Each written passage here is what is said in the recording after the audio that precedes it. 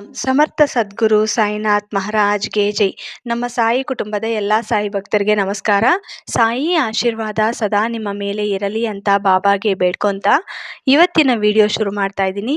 ಇವತ್ತಿನ ವಿಡಿಯೋದಲ್ಲಿ ಸಾಯಿಯಪ್ಪ ಏನು ಹೇಳ್ತಾ ಇದ್ದಾರೆ ಅಂದರೆ, ಮಗು ಇವತ್ತು ತಪ್ಪದೆ ತಿಮ್ಮಪ್ಪನ ಪ್ರಸಾದ ಸ್ವೀಕರಿಸಿ, ಒಂದು ಸಿಹಿ ಸುದ್ದಿ ನಿಮ್ಮ ಮನೆ ಬಾಗಿಲಿಗೆ ಸೇರುತ್ತೆ ಅಂತ ಸಾಯಿ ನಮಗೋಸ್ಕರ ಈ ಶನಿವಾರ ದಿನ ತಿಮ್ಮಪ್ಪನ ಪ್ರಸಾದವನ್ನು ನಮ್ಮ ಮನೆ ಬಾಗಿಲಿಗೆ ತಂದಿದ್ದಾರೆ.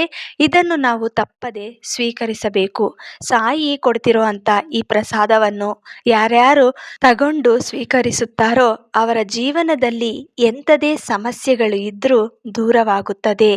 ಇವತ್ತು ಸಾಯಿ ನಮಗೋಸ್ಕರ ಒಂದು ಸಿಹಿ ಮಾತು ತಂದಿದ್ದಾರೆ. ಅದು ಏನು ಅನ್ನೋದು ಈ ವಿಡಿಯೋ ಮೂಲಕ ತಿಳ್ಕೊಳ್ಳೋಣ.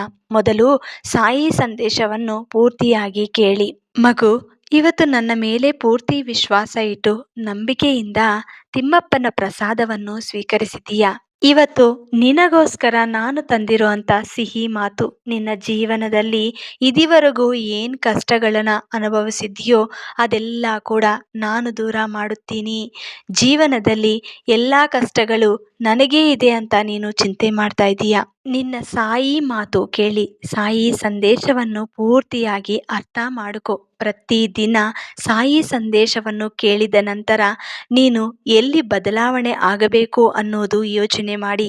ನನ್ನ ಸಾಯಿ ಇವತ್ತು ನನಗೆ ಕೊಟ್ಟಿರುವಂಥ ಸಂದೇಶದಲ್ಲಿ ಏನು ಅರ್ಥ ಇದೆ, ಇವತ್ತು ನಾನು ಏನು ತಪ್ಪು ಮಾಡಿದ್ದೀನಿ, ಈ ಇಡೀ ದಿನದಲ್ಲಿ ಬೆಳಗ್ಗಿನ ಜಾವ ಎದ್ದಿದ ತಕ್ಷಣ ಸಾಯಿ ಮುಂದೆ ಕೂತ್ಕೊಂಡು ಸಾಯಿ ನಾಮಸ್ಮರಣೆ ಮಾಡುತ್ತಾ ಏನಾದರೂ ತಪ್ಪುಗಳು ಮಾಡಿದರೆ ಕ್ಷಮಿಸಿ ಅಂತ ಭಗವಾನ್ ನಾಮಸ್ಮರಣೆ ಮಾಡುತ್ತಾ ನಿಮ್ಮ ದಿನನ ಶುರು ಮಾಡಬೇಕು.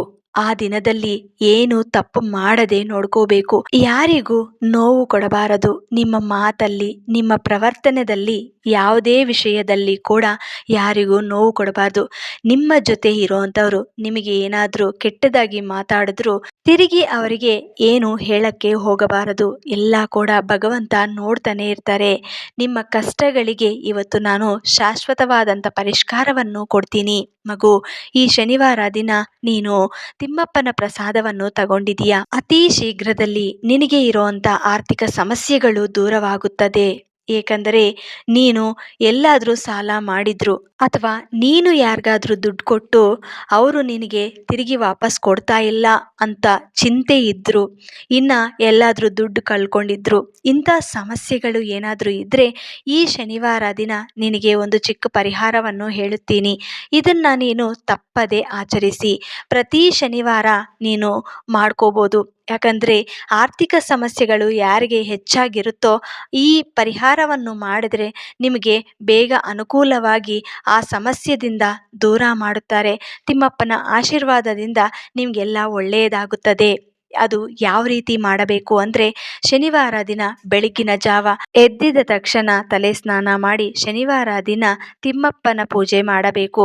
ತಿಮ್ಮಪ್ಪನ ಆಶೀರ್ವಾದಗೋಸ್ಕರ ಪ್ರತ್ಯೇಕವಾಗಿ ಪೂಜೆ ಮಾಡಬೇಕು. ಅದು ಯಾವ ರೀತಿ ಅಂದರೆ, ತಿಮ್ಮಪ್ಪನ ಫೋಟೋ ಇದ್ದರೆ ಸ್ನಾನ ಮಾಡಿದ ನಂತರ ಫೋಟೋ ಎಲ್ಲ ನೀಟಾಗಿ ಒರೆಸ್ಕೊಂಡು ಗಂಧ ಕುಂಕುಮ ಎಲ್ಲ ಹಚ್ಚಿದ ನಂತರ ತಿಮ್ಮಪ್ಪನ ಫೋಟೋಗೆ ತುಳಸಿ ದಳ ಮಾಲೆನ ಹಾಕ್ಬೋದು. ಇಲ್ಲ ಅಂದರೆ ಹೂವುಗಳಿಂದ ಪೂಜೆ ಮಾಡ್ಕೋಬೋದು. ಈ ರೀತಿ ಯಾವುದೇ ಒಂದು ಅಥವಾ ತಿಮ್ಮಪ್ಪನಿಗೆ ಇಷ್ಟವಾದಂಥದ್ದು ನೀವು ತಿಳ್ಕೊಂಡು ಆ ಹೂವುಗಳಿಂದ ಆರಾಧನೆ ಮಾಡಬಹುದು. ಮೊದಲು ನಿಮ್ಮ ಮನಸ್ಸಿನಲ್ಲಿ ಏನು ನೋವಿದೆಯೋ ಅದನ್ನು ಸಂಕಲ್ಪನೆ ಮಾಡ್ಕೋಬೋದು ಅಥವಾ ಮುಡುಪನ್ನು ಕೂಡ ಕಟ್ಕೋಬೋದು. ನೀವು ತಿರುಪತಿಗೆ ಹೋಗ್ತೀವಿ ಅನ್ನೋ ಆಸೆ ಇದ್ದರೆ ನೀವು ತಿಮ್ಮಪ್ಪನಿಗೆ ಮುಡುಪು ಕೂಡ ಕಟ್ಕೋಬೋದು. ಎಷ್ಟಾದರೂ ಕೂಡ ಕಟ್ಕೋಬೋದು. ನಿಮ್ಮ ಸ್ಥಾಯಿ ತಕ್ಕಂಗೆ ಕಟ್ಕೋಬೋದು. ಚಿಲ್ಲರೆ ಕಟ್ಕೊಂಡ್ರೆ ತುಂಬ ಒಳ್ಳೆಯದು. ಆ ಚಿಲ್ಲರೆ ನೀವು ಕಟ್ಕೊಂಡಿದ್ದ ನಂತರ ನಿಮ್ಮ ಪೂಜೆ ಎಲ್ಲ ಮುಗಿದಿದ ನಂತರ ತಿರುಪತಿಗೆ ಹೋದರೆ ಹುಂಡಿಯಲ್ಲಿ ಹಾಕೋವಾಗ ಅದಕ್ಕಿಂತ ಸ್ವಲ್ಪ ಹೆಚ್ಚಾಗಿ ಹುಂಡಿಗೆ ಹಾಕಬೇಕಾಗತ್ತೆ. ಮುಡುಪು ಜೊತೆ ಇನ್ನೊಂದು ಸ್ವಲ್ಪ ಚಿಲ್ಲರೆ ಹಾಕಬೇಕು.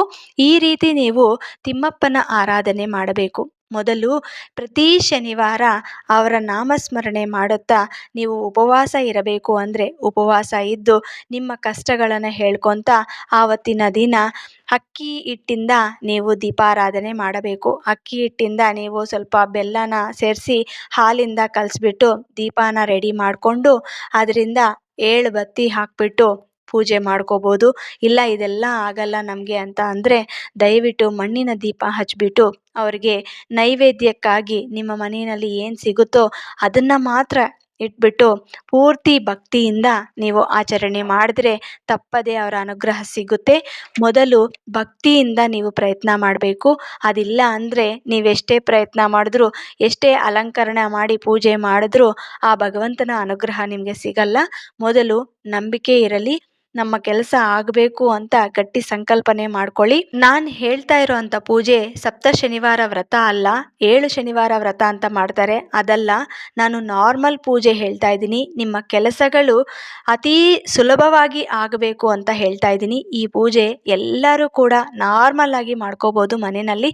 ಪ್ರತಿ ಶನಿವಾರ ಬೆಳಗ್ಗಿನ ಜಾವ ತಲೆ ಸ್ನಾನ ಮಾಡಿ ಮನೆಯೆಲ್ಲ ಕ್ಲೀನಾಗಿ ಇಟ್ಕೊಂಡು ನಂತರ ಆ ದೇವ್ರ ಫೋಟೋಗೆ ಸ್ವಲ್ಪ ತುಳಸಿ ದಳ ಇಟ್ಬಿಟ್ಟು ಒಂದು ದೀಪ ಹಚ್ಚಿ ಅವ್ರಿಗೆ ನೈವೇದ್ಯಕ್ಕಾಗಿ ಸ್ವಲ್ಪ ಬೆಲ್ಲ ಅಥವಾ ನಿಮ್ಮ ಮನೆಯಲ್ಲಿ ಏನೂ ಇಲ್ಲ ಅಂದರೆ ಬೆಲ್ಲದ ಪಾನಕ ಕೂಡ ಅವ್ರಿಗೆ ಇಡ್ಬೋದು. ಈ ಥರ ಇಟ್ಟಿದ ನಂತರ ಒಂದು ತೆಂಗಿನಕಾಯಿನ ಕೂಡ ಹೊಡಿಬೋದು. ಅಥವಾ ನೀವು ಒಂದು ನೈವೇದ್ಯವನ್ನು ತಯಾರಿ ಮಾಡ್ತೀನಿ ಅಂತ ಅಂದರೆ ತಪ್ಪದೆ ಮಾಡಿ ಆವತ್ತಿನ ದಿನ ಸಂಕಲ್ಪನೆ ಮಾಡಿಕೊಂಡು ಉಪವಾಸ ಇಟ್ಟು ಸಾಯಂಕಾಲ ಸಮಯದಲ್ಲಿ ನೀವು ಆ ಉಪವಾಸನ ಬಿಡಬೇಕು. ಆದಷ್ಟು ಆವತ್ತಿನ ದಿನ ಒಳ್ಳೆಯ ಮಾತು, ಒಳ್ಳೆಯ ಕೆಲಸಗಳು ಈ ರೀತಿ ಮಾಡಬೇಕು. ಆಮೇಲೆ ಈ ಶನಿವಾರ ಪೂಜೆ ಅನ್ನೋದು ಎಷ್ಟು ವಾರ ಮಾಡ್ತೀವಿ ಅನ್ನೋದು ನಿಮ್ಮ ಇಷ್ಟ. ನಿಮ್ಮ ಅನುಕೂಲ ತಕ್ಕಂಗೆ ನೀವು ಈ ಪೂಜೆನ ಮಾಡ್ಕೋಬೋದು. ಮೊದಲನೆಯದಾಗಿ ಭಕ್ತಿ ಇರಬೇಕು, ನಂಬಿಕೆ ಇರಬೇಕು. ಆವತ್ತಿನ ದಿನ ಎಲ್ಲ ಕೂಡ ತಿಮ್ಮಪ್ಪನ ನಾಮಗಳನ್ನು 108 ಬಾರಿ ಹೇಳ್ಕೋಬೋದು.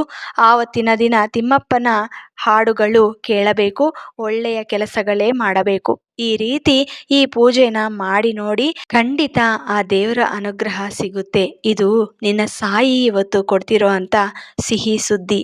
ಯಾಕಂದರೆ ನೀನು ಏನಾದರೂ ತಪ್ಪು ಗೊತ್ತಿದ್ರೂ ಗೊತ್ತಿಲ್ಲದೆ ಮಾಡಿದ್ರೂ ಪರಿಪೂರ್ಣವಾಗಿ ನೀವು ಶುದ್ಧವಾಗಬೇಕು ಅಂತ ನಿನಗೆ ನಿನ್ನ ಸಾಯಿ ತಂದಿರೋ ಅಂಥ ಮಾತು. ಮತ್ತು ಇದನ್ನು ನೀನು ಆಚರಣೆಯಲ್ಲಿ ಇಟ್ಟು ಪ್ರಯತ್ನ ಮಾಡಿ ತಪ್ಪದೆ ನಿಮ್ಮ ಕಷ್ಟಗಳೆಲ್ಲ ಕೂಡ ದೂರವಾಗುತ್ತದೆ ಅಂತ ಸಾಯಿ ನಮಗೋಸ್ಕರ ತಂದಿರೋ ಅಂಥ ಸಂದೇಶ.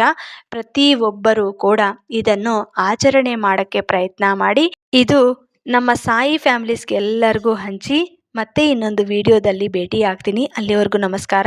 ಸರ್ವೇ ಜನ ಸುಖಿನೋ ಭವಂತು. ಜೈ ಸಾಯಿರಾಮ್.